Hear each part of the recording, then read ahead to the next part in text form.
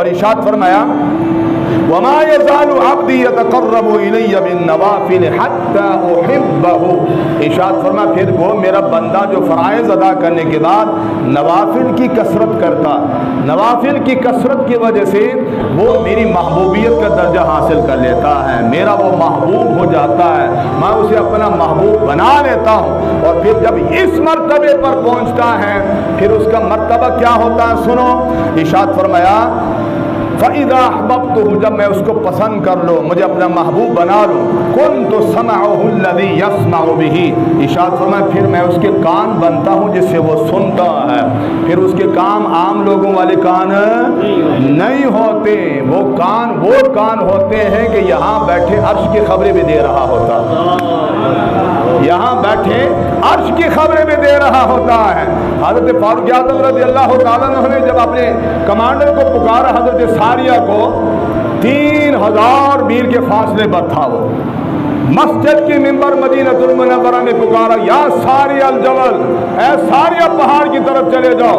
حضرت ساریہ نہاون کے علاقے میں 3000 4000 5000 میل کے فاصلے پر ہے، وہاں انہوں نے فاروق اعظم کی آواز کو سنا، لیکن وہ کن کانوں سے سنا ہے؟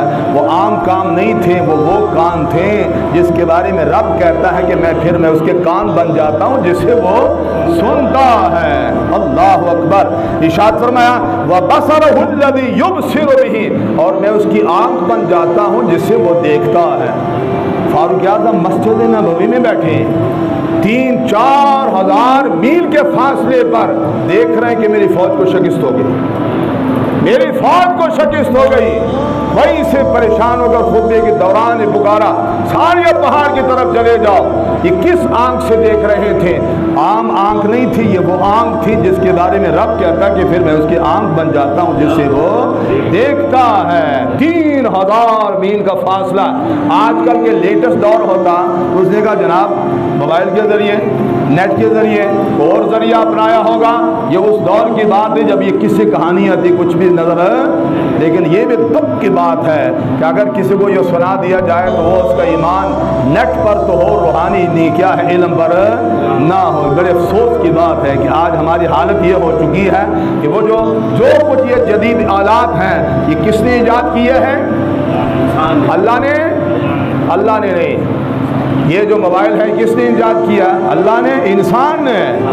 انسان کو اللہ رب العزت نے علم عطا فرمایا، وہ جو انسان کا علم ہے جس کا کرشمہ یہ چیزیں آپ کو نظر آ رہی ہیں۔ ہزاروں میل کے فاصلے پر ایک واقعہ ہوتا آپ کو یوں سامنے نظر آتا ہے، یہ انسان کا علم ہے۔ اس کے بارے میں قرآن کہتا ہے وَمَا أُوتِيتُم مِّنَ الْعِلْمِ إِلَّا قَلِيلًا، کہ تمہیں بہت کم علم دیا گیا ہے، اور وہ جس علم کی ہم بات کریں جو رسول اللہ کے سینہ مبارک سے نکلا اور صحابہ تک پہنچا، اس کے بارے میں قرآن کہتا ہے وَعَلَّمَكَ مَا لَمْ تَكُنْ تَعْلَمْ، اے حبیب جو بھی آپ نہیں جانتے تھے رب نے سارے کا سارا آپ کو سکھا دیا۔ وَقَانَ فَضْلُ اللَّهِ عَلَيْكَ عَظِيمًا، اے حبیب آپ کے پروردگار کا بہت بڑا فضل ہے۔ ارشاد فرمایا یہ محبوبیت کی نشانی۔ اگلا سنیں وَيَدَهُ الَّتِي يُبْطِشُ بِهَا، اور ارشاد فرمایا میں اس کا ہاتھ بنتا ہوں جس سے وہ پکڑتا ہے، وہ ہاتھ جس سے وہ پکڑتا ہے۔ پھر عام ہاتھ نہیں ہوتا، وہ ہاتھ کون سا ہاتھ ہوتا ہے؟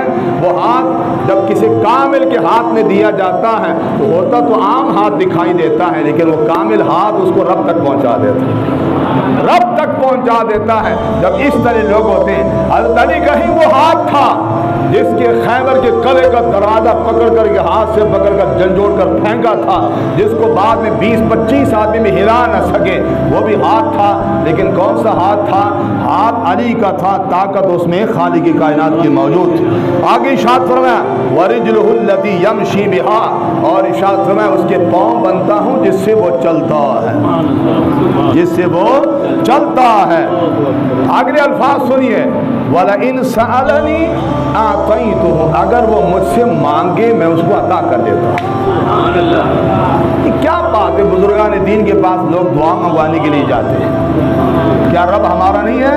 ہمارا بھی، ہر ایک کا، چرند کا، پرند کا، جانوروں کا، درختوں کا، ہر ایک کا رب ہے۔ لیکن ہر شخص جانتا کہ ہر شخص کو وہ قرب حاصل نہیں ہوتا جو اللہ والوں کو حاصل ہوتا ہے۔ اس بارے میں حضور فرماتے ہیں اگر وہ مجھ سے مانگے تو میں اسے کیا کر دیتا ہوں؟ عطا کر دیتا ہوں۔